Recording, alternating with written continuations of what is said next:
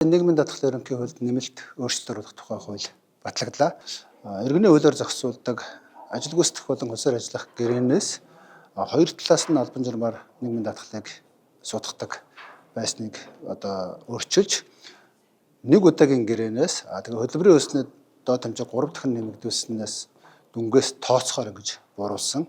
За энэ бол нэлээд томоохон амжилт. Өөрөөр хэлбэл хөлсөөр ажиллах болон ажил гүйцэтгэх гэрээ байгуулж байгаа иргэд хоёр талаас судах болно. Гэхдээ хөдөлмөрийн өснөд доод хэмжээнээс судах болно.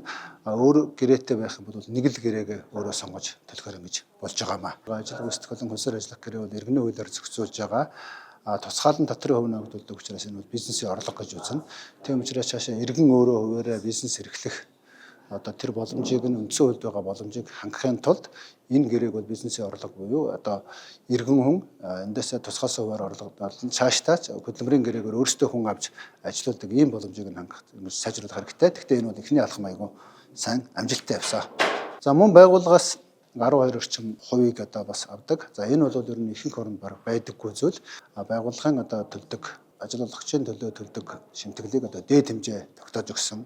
Мөн улмаар хөнгөлөлт урамшуул болгож шинээр ажил эхэлж байгаа стартап компаниудын 3 хүртэлх ажилчны байгууллагыг хөнгөлж өгж байгаа. Тэгэхээр энэ нэгэнд хөндөгдөд эхэлсэн бол цаашдаа энэ талыг илүү багасгах, илүү бууруулах боломж өргөдөж байна гэж үзэж байна.